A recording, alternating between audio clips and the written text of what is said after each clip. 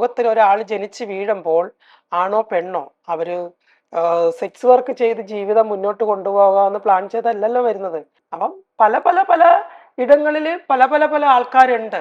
ഉം. അവിടെ trans women's മാത്രമല്ല സെക്സ് വർക്ക് ചെയ്യാനായിട്ട് അവർ രാത്രി കാലങ്ങളിൽ പോകുന്ന അവരുടെ ഉപജീവനത്തിന് വേണ്ടി അവരുടെ ഗതികേട് കൊണ്ട് അവരുടെ ഹോർമോൺ ടാബ്ലറ്റുകൾ അവരുടെ സർജറികൾ അതുപോലെ അവരുടെ ഡ്രസ്സ് അവരുടെ വാടക അവരുടെ ചെലവുകൾ മറ്റ് ഭാരിച്ച ചെലവുകൾ ഇതെല്ലാം ഉണ്ട് ഇതിനൊക്കെ വേണ്ടിയിട്ടാണ്. ഓക്കെ, ഞാൻ പിന്നീട് ഇങ്ങനെ കുറച്ച് ന്യൂസ് ക്ലിപ്പിംഗ്സ് ഒക്കെ കണ്ടതാണ്. ന്യൂസ് ക്ലിപ്പിംഗ്സ് അല്ല, റീൽസ് സെർച്ച് ചെയ്തപ്പോൾ, ഇന്റർവ്യൂവിന് വേണ്ടി സെർച്ച് ചെയ്തപ്പോൾ കണ്ടത്. അപ്പോൾ അതിൽ ഈ ട്രാൻസ് കമ്മ്യൂണിറ്റിയിലുള്ള ആളുകൾ തന്നെ ഇങ്ങനെ പറയുന്നത് കേട്ടു, രഞ്ജുവിനെതിരെ ഒരു ഫേക്ക് പേഴ്സണാലിറ്റിയാണ്, അവർ പുറമേ കാണിക്കുന്നത് മൊത്തം കള്ളത്തരമാണ്, നിങ്ങൾ വിചാരിക്കുന്ന ഒരാളല്ല, ഭയങ്കര ക്രുക്കഡാണെന്നൊക്കെ ഉള്ള രീതിയിൽ. ഐ ഡോ നോ. ഇപ്പം ഈ ഇന്ത്യ ഭരിക്കുന്ന നരേന്ദ്രമോദി എങ്ങനെയാണ് ഇന്ത്യ ഭരിക്കുന്നത് നരേന്ദ്രമോദിക്കും നരേന്ദ്രമോദിയോടൊപ്പം നിൽക്കുന്നവർക്ക് അറിയത്തുള്ളൂ.